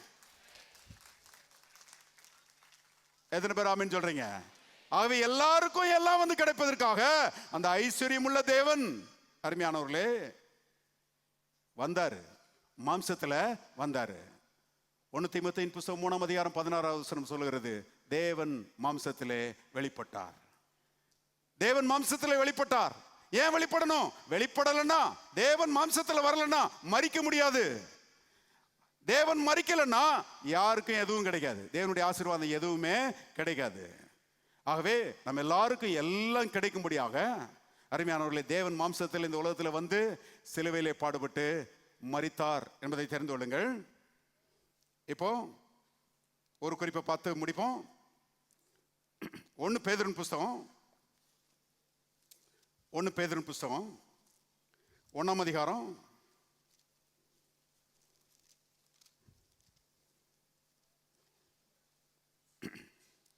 2வது வசனத்திலிருந்து வாசிக்கிறேன். பிதாவாகிய தேவனுடைய முன்னறிவின்படியே ஆவியானவரின் பரிசுத்தமாக்குதலினாலே கீழ்ப்படிதலுக்கும் இயேசு கிறிஸ்துவினுடைய ரத்தம் தெளிக்கப்படுதலுக்கும் தெரிந்து கொள்ளப்பட்ட பரதேசிகளுக்கு எழுதுகிறதாவது, கிருபையும் சமாதானமும் உங்களுக்கு பெருக கடவது. நம்முடைய கர்த்தராகிய இயேசு கிறிஸ்துவின் பிதாவாகிய தேவனுக்கு ஸ்தோத்திரம் உண்டாவதாக. அவர் இயேசு கிறிஸ்து மரித்தோரிலிருந்து எழுந்ததினாலே அழியாததும் மாசற்றதும் வாடாததுமாகிய சுதந்திரத்துக்கு ஏதுவாக ஜீவனுள்ள நம்பிக்கை உண்டாகும்படி தமது மிகுந்த இரக்கத்தின்படியே நம்மை மறுபடியும் ஜனிப்பித்தார். கடைசி காலத்திலே வெளிப்பட ஆயத்தமாயிருக்கிற ரட்சிப்புக்கு ஏதுவாக விசுவாசத்தை கொண்டு தேவனுடைய பலத்தினாலே காக்கப்பட்டிருக்கிற உங்களுக்கு அந்த சுதந்திரம் பரலோகத்திலே வைக்கப்பட்டிருக்கிறது. இங்கே இயேசுவை விசுவாசிக்கிற மக்களுக்கு இயேசு கிறிஸ்துடைய கல்வாரி பாடுகள் மூலமாக அழியாததும் மாசற்றதும் வாடாததுமாகிய சுதந்திரமாகிய பரலோகத்தை கற்று தர்றாராம். எவ்வளவு பெரிய பாக்கியவான்கள் பாருங்க. நாம அழியாததும் மாசற்றதும் வாடாததுமாகிய பரலோகம் என்கிற சுதந்திரத்தை இயேசுவின் பாடுகள் மூலமாக, இயேசு சிலுவையிலே சிந்தின ரத்தத்தின் மூலமாக தேவன் மனிதர்களுக்கு கொடுக்கிறாராம். நல்லா கவனிங்க.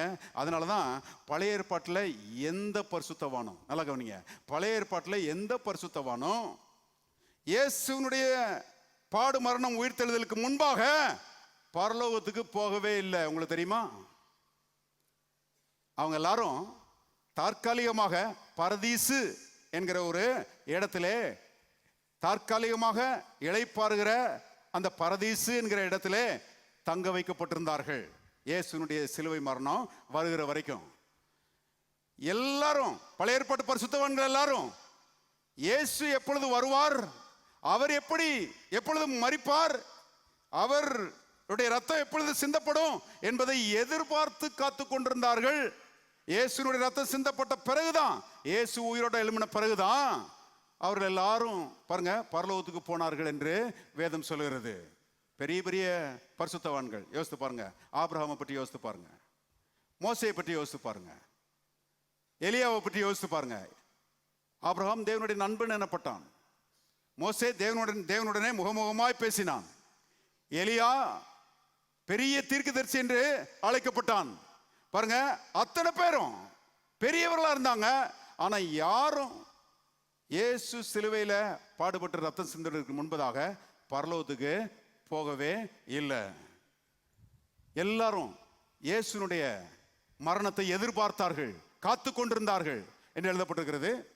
வாசிங்க ஒரு வசனம், யோவான் சுவிசேஷம், சீக்கிரம், யோவான் சுவிசேஷம் 8ஆம் அதிகாரம்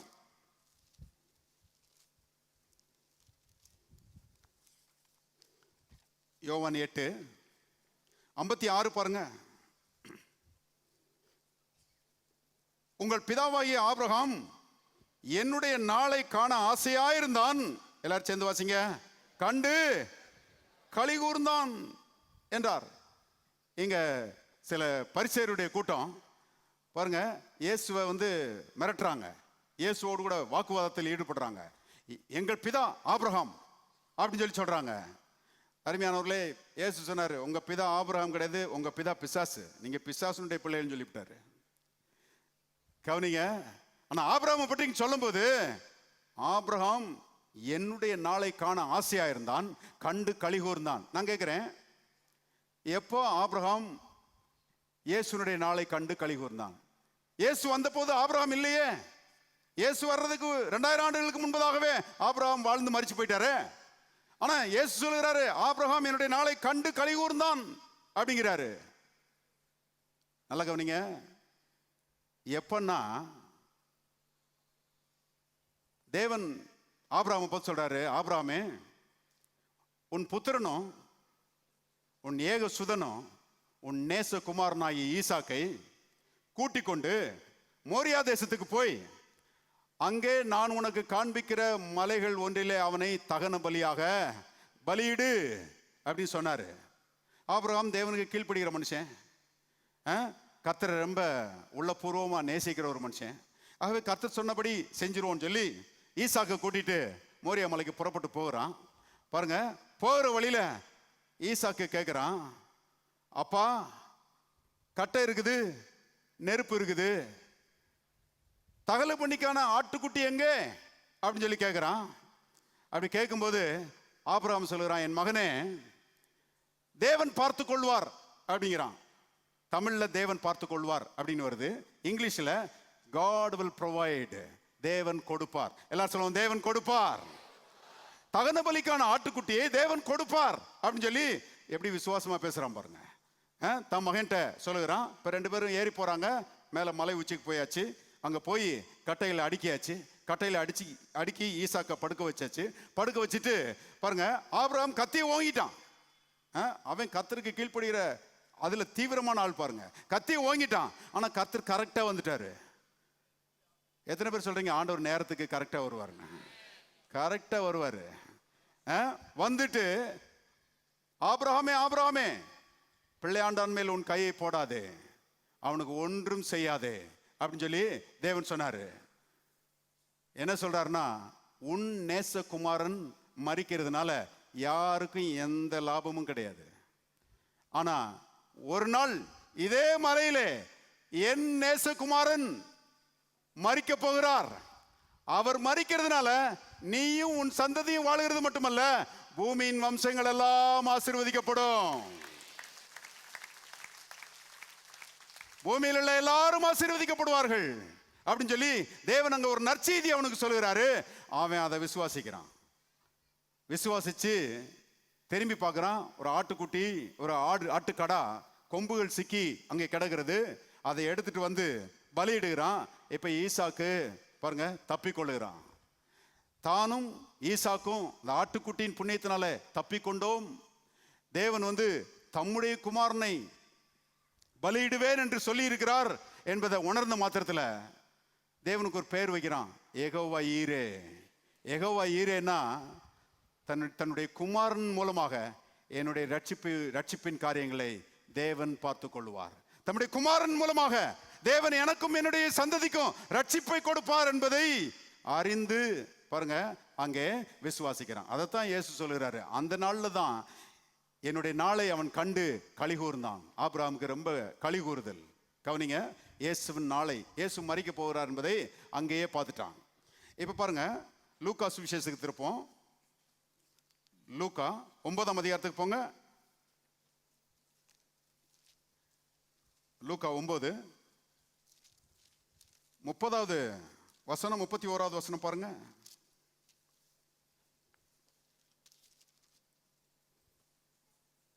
அன்றியும் மோசே எலியா என்னும் 2 பேரும் மகிமையோட காணப்பட்டு அவரோட சம்பாஷணை பண்ணி அவர் எருசலேமிலே நிறைவேற்ற போகிற, எல்லாரும் சேர்ந்து வாசிங்க, அவருடைய மரணத்தை குறித்து பேசிக்கொண்டிருந்தார்கள். இங்க நம்ம பார்க்கிறோம் மர்ருவ மலையில என்ன நடந்துச்சுன்னு பார்க்கிறோம். மர்ருவ மலையை வாசிருக்கிறீங்களா? இயேசு வந்து பாருங்க, தமக்கு ரொம்ப க்ளோஸா இருந்த 3 சீஷர்கள், பேதுரு, யாக்கோபு, யோவான், இந்த 3 பேரையும் கூட்டிட்டு மர்ருவ மலைக்கு போறாரு. அங்க அவர்களுடைய கண்களுக்கு முன்பாக மறுரூபமாகிறார். மறுரூபமாகும்போது வேதத்தில் எழுதப்பட்டிருக்கிறது, அவருடைய முகம் சூரியனை போல பிரகாசித்தது. அவருடைய வஸ்திரம் எந்த வண்ணானாலும் வெளுக்க கூடாத வெண்மையாயிற்று. இப்படி இயேசு அவங்க பார்த்ததே கிடையாது. இயேசு தம்முடைய மகிமையை அங்கே அவர்களுக்கு வெளிப்படுத்தி காண்பிக்கிறார். இந்த மாதிரி ஒரு காட்சியை அவங்க பார்த்ததே கிடையாது. ஆச்சரியப்பட்டு போயிட்டாங்க. அப்படி ஆச்சரியப்பட்டு நிற்கும் போது மோசே அங்க வர்றாரு, எலியாவும் அங்க வர்றாரு. 2 பேரும் வர்றாங்க, ரொம்ப ரொம்ப முக்கியமானவர்கள் பழைய ஏற்பாட்டில். 2 பேரும் அங்க வந்து, நல்லா கவனிங்க, 2 பேர் வந்து எதை பற்றி அவர்கள் பேசினார்கள் தெரியுமா? எருசலேமிலே அவர் நிறைவேற்ற போகிற மரணத்தை பற்றி பேசினார்கள். வேற எதை பற்றியும் பேசல. அப்படின்னா என்ன அர்த்தம்? வேற எதுவுமே முக்கியமான காரியம் கிடையாது. ஒன்னே ஒண்ணுதான் முக்கியம், எருசலேமிலே இயேசு நிறைவேற்றின மரணம். நான் கேட்கிறேன், என்னத்தை பற்றி பேசியிருப்பாங்க? இயேசுவின் மரணத்தை பற்றி பேசினாங்கன்னு போட்டுருக்குது, என்ன பேசியிருப்பாங்க? நான் யோசித்து பார்க்குறேன். எலியாவும் மோசேயும் இயேசுட்ட வந்து என்ன சொல்லியிருப்பாங்க? இயேசுவே, அந்த எருசலேமில் நிறைவேற்ற போகிற அந்த மரணத்தை எப்படியாவது நிறைவேற்றிடும். ஏன்னா நீர் மரித்து உம்முடைய பரிசுத்த ரத்தம் சிந்தப்பட்டால்தான் எங்களுடைய பாவங்கள் நிரந்தரமாக எங்களை விட்டு அகற்றப்படும். நீர் மரித்தால் தான் நாங்க எல்லாரும் பரலோகத்துக்கு போக முடியும். இப்ப காத்துக்கிட்டே இருக்கிறோம், ஆண்டவரே எருசலேமில் நிறைவேற்ற போகிற அந்த மரணத்தை தவிர்த்து விடாதிரும், அதை நிறைவேற்றியே தீர்த்து விடும், தயவு செய்து நிறைவேற்றிடும். இப்படியெல்லாம் சொல்லியிருப்பாங்கன்னு நான் நினைக்கிறேன். கவனிங்க, அப்ப ஆபிரகாம், மோசே, எலியா எல்லாரும் இயேசுவின் மரணத்துக்காக காத்து கொண்டிருந்தார்கள். நான் சொல்றேன், இன்னைக்கு நாம யாருமே காத்து கொண்டு இல்லை. ஏன்னா நம்ம வர்றதுக்கு, நம்ம பிறக்கிறதுக்கு முன்னாடியே இயேசுவின் மரணம் நடந்து முடிந்து விட்டது. எல்லாரும் கரங்களை தட்டி கர்த்தரை சோதரிப்போம். நாம யாருமே காத்துக்கிட்டு இல்ல. இன்னைக்கு இயேசுவின் மரணத்தின் மூலமாக பாக்கியங்களும் ஸ்லாக்கியங்களும் ஆசீர்வாதங்களும் நன்மைகளும் இன்னைக்கு ஏராளம் நமக்கு உண்டாயிருக்கிறது. இந்த இயேசுவை ஏற்றுக்கொண்டு இந்த இயேசுவை விசுவாசித்தால் நித்திய சுதந்திரத்துக்கு பங்குள்ளவர்களாக நாம் மாறிவிடுகிறோம். எத்தனை பேர் சொல்றீங்க நித்திய சுதந்திரத்துக்கு பங்குள்ளவர்களாக மாறிவிட்டீர்கள் சொல்லி? மாறிட்டோம். கவனிங்க, ஒரு பெரிய பணக்காரர் ஒருத்தர் இருந்தாரு, பெரிய பணக்காரர். அவருக்கு பிள்ளையே இல்லாம இருந்துச்சு ரொம்ப நாளா, ரொம்ப வருஷங்களா பிள்ளை இல்லை. ஆனா திடீர்னு அவருடைய மனைவி கர்ப்பமாகி ஒரு ஆண் பிள்ளையை பெற்றுட்டாங்க. ரொம்ப வருஷங்கள் கழிச்சு ஆண் பிள்ளை பிறந்துருச்சு. ஆண் பிள்ளை பிறந்து அந்த பிள்ளை வளர்ந்துட்டு இருக்கும்போது கொஞ்சம் வருஷங்கள்லயே அவருடைய மனைவி இறந்துட்டாங்க. அந்த பையனை ரொம்ப செல்லமா வளர்த்தாரு. அவனுக்கு ஒரு 10 வயசு 11 வயசு வரும்போது கொடிய வியாதி அவனுக்கு வந்து அவனும் மரிச்சு போயிட்டான். இவர் பெரிய பணக்காரரு. உடனே யோசித்தாரு, மனைவியும் போயிடுச்சு, பிள்ளையும் மரிச்சு போயிட்டான், இனி நாம வாழ்ந்து என்ன பிரயோஜனம், நம்மளும் இனிமேல் வாழக்கூடாது, செத்து போயிடுவோம் அப்படின்னு சொல்லி தீர்மானம் பண்ணிட்டாரு. தீர்மானம் பண்ண மாத்திரத்தில் சொத்து நிறைய இருக்குதே, ஏகப்பட்ட சொத்து இருக்குதே, என்ன பண்றது? உடனே ஏலம் விடுற ஒரு கம்பெனியை பாருங்க அணுகுனாரு. அவங்ககிட்ட போய் காசெல்லாம் கட்டி என் சொத்தை ஏலம் விட்டுருங்க, நான் செத்த பிறகு ஏலம் விட்டுருங்க அப்படின்னு சொல்லி சொல்லிட்டாரு. சொன்ன மாத்திரத்தில் பாருங்க இவர் மரிச்சு போயிட்டாரு. ஏலம் விடுறவங்க வந்தாங்க. ஏலம் விடுறவங்க வந்து ஏலம் விடுற நாளில் ரெடியானாங்க. நிறைய சொத்து நிறைய பொருட்கள் அவருடையதாக இருந்ததுனால ஏலத்துக்கு எடுக்கிறதுக்கு நூற்றுக்கணக்கான ஆட்கள் வந்துட்டாங்க. அதில் முதலாவது ஒரு பொருளை ஏலம் விட்டாங்க. அது என்னன்னா, அவருடைய மகனுடைய ஒரு போர்ட்ரேட். அவருடைய மகனை ஒரு பெரிய ஆர்டிஸ்ட் வந்து வரைஞ்சிருக்கிறார். நிறைய காசை வாங்கிட்டு அவனை மாதிரியே அழகா வரைஞ்சிருக்கிறார். போட்டோ எடுத்ததை காட்டில் ரொம்ப பிரமாதமா இருக்குது, பெருசா இருக்குது, அழகா இருக்குது. அவருடைய செல்ல மகன் பாருங்க, அவனுடைய போர்ட்ரேட் இருக்குது. அதை தான் ஃபர்ஸ்ட் ஏலம் விட்டாங்க. இந்த போட்டோவை யார் வாங்க போறீங்க அப்படின்னு சொல்லி கேட்டதுக்கு ஒரு ஆள் கூட முன்னால வரல, யாருமே வாங்க வரல. பின்னால ஒரு அம்மா, வயசான அம்மா, அது கம்பு பண்ணிட்டே இப்படி வந்துச்சான், கையை உயர்த்திட்டு, நான் வாங்குறியா அந்த போட்டோவை அப்படின்னு சொல்லிட்டு வந்துச்சான். வந்த உடனே கேட்டுச்சான், எவ்வளவுக்கு வாங்குறீங்கன்னு. 75 சென்ட்டுக்கு வாங்குறேன்னு. கிட்டத்தட்ட இந்திய ரூபாயினுடைய மதிப்பு வந்து 50 ரூபா. 50 ரூபாய்க்கு நான் அந்த போட்டோவை வாங்கிக்கிறேன், அந்த படத்தை நான் வாங்கிக்கிறேன் அப்படின்னு சொன்னான். அந்த அம்மா யாருன்னு கேட்டிங்கன்னா, அந்த சின்ன பையனை, அவன் சின்ன பையனாக இருக்கும்போது அந்த வீட்டில் இருந்து அவன் கூட இருந்து அவனை வளர்த்த அம்மா. அவனை அந்த அம்மாவுக்கு ரொம்ப பிடிக்கும். அதனால அவன் படத்தை பார்த்தவொடனே அந்த அம்மாவுக்கு ரொம்ப ஆசை, அதை வாங்கிடுவோம் அப்படின்னு சொல்லிட்டு 50 ரூபாயை கொடுத்து பாருங்க அந்த படத்தை அந்த அம்மா வாங்கிடுச்சான். வாங்கி அந்த படத்தை அந்த அம்மா வாங்கிட்டு போயிடுச்சான். எல்லாரும் எதிர்பார்த்துட்டு இருக்கிறாங்க, அடுத்து என்னத்தை ஏலம் விடுவாங்க அப்படின்னு சொல்லி எல்லாரும் எதிர்பார்த்துட்டு இருக்கும்போது அந்த ஏலம் விடுறவர் சொன்னாராம், ஏலம் முடிஞ்சிருச்சு அப்படின்னாராம். ஏலம் முடிஞ்சிருச்சு அப்படின்னாராம். எல்லாம் கேட்டாங்க, என்னங்க ஏலம் முடிஞ்சிருச்சுன்றீங்க, இன்னும் ஆரம்பிக்கவே இல்லை. ஒரு ஐட்டத்தை தானே ஏலம் விட்டுருக்கிறீங்க, இன்னும் ஆரம்பிக்கவே இல்லையே, முடிஞ்சிருச்சுன்னு சொல்றீங்களே. ஆமா, ஏன் முடிஞ்சிருச்சுன்னு சொல்றேன்னா, அந்த பணக்காரர் என்ன எழுதியிருக்கிறாருன்னா, என் பையனுடைய போட்டோவை விரும்பி யாரு வாங்குறாங்களோ அவங்களுக்கு என் சொத்து எல்லாத்தையுமே கொடுத்துருங்க அப்படின்னு சொல்லி எழுதி வச்சிருக்கிறாரு. இதே மாதிரிதான் பாருங்க பரலோக பிதா.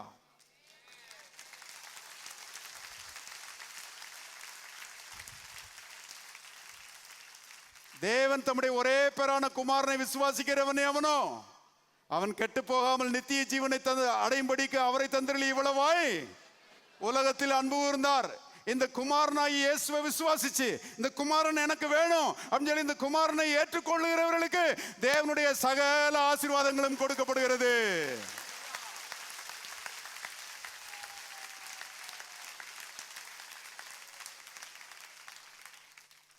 பெரிய வித்தியாசம் என்னன்னா, அந்த அம்மா கூட 50 ரூபா கொடுத்து வாங்கினாங்க, நம்ம சல்லி காசு கொடுக்காம இயேசுவே உள்ளத்துல வாரோம்னு சொன்னோம்.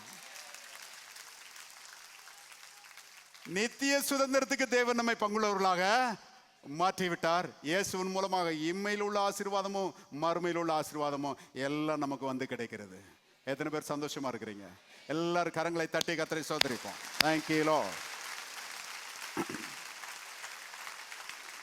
யாவரும் தயவுசெய்து எழுந்து இருப்போம். Thank you Lord Jesus. பரலோகத்தின் தகப்பனை நாங்கள் துதிக்கிறோம், நன்றியோடு நாங்கள் ஸ்தோத்திரிக்கிறோம். ஐயா கர்த்தாவே, கல்வாரி சிலுவை நாங்கள் நோக்கி பார்க்கிறோம். அவர்கள் அவரை நோக்கி பார்த்து பிரகாசம் அடைந்தார்கள், அவருடைய முகங்கள் வெட்கப்படவில்லை என்று எழுதியிருக்கிறபடி எங்களுக்காக கர்த்தாவே நீர்ப்பட்ட பாடுகளுக்காக நன்றி செலுத்துகிறோம். எங்களுக்காக கர்த்தாவே முதுகு பிற்கப்பட்டதே, அதை கர்த்தாவே எண்ணி பார்த்து நன்றி செலுத்துகிறோம். எங்களுக்காக உம்முடைய கைகள் கால்கள் உருவ குத்தப்பட்டதே, அதை எண்ணி பார்த்து நன்றி செலுத்துகிறோம். கர்த்தாவே, எல்லா பாடுகளுக்காக நன்றி. அந்த பாடுகள் மூலமாய் வருகிற ஆசீர்வாதங்களை நாங்கள் உரிமையோடு கர்த்தாவே எதிர்பார்க்கிறோம், உரிமையோடு எடுத்துக்கொள்ளுகிறோம். அது எங்களுடையதுன்னு நாங்கள் சொல்லுகிறோம். கர்த்தாவே ஆண்டவரே உமக்கு ஸ்தோத்திரம். பாவ மன்னிப்பு எங்களுடையது, ஆரோக்கியம் எங்களுடையது, ஐஸ்வர்யம் எங்களுடையது, நித்திய சுதந்திரம் எங்களுடையது, பரலோகம் எங்களுடையது. அதற்காக நன்றி செலுத்துகிறோம். அதை குறித்த ஞான அறிவு எல்லாருக்குள்ளேயும் பெருகும்படி ஆவியானவர் கர்த்தாவே உதவி செய்வீராக. கேட்ட வசனங்களை கொண்டு கர்த்தருடைய ஆவியானவர் ஒவ்வொருவரோடும் தொடர்ந்து பேசும்படி நாங்கள் ஜெபிக்கிறோம். விதமாக செய்கிறீர், ஆசீர்வதிக்கிறீர். அதற்காக உமக்கு நன்றி. இயேசுவின் நாமத்தில் பிதாவே. எங்களது முகவரி ஜீவ வார்த்தை ஆலயம், மாடக்குளம் ரோடு, மதுரை 625003. தொலைபேசி எண் 0452 2380 எங்களது இணையதள முகவரி www.livingwordmadurai.org.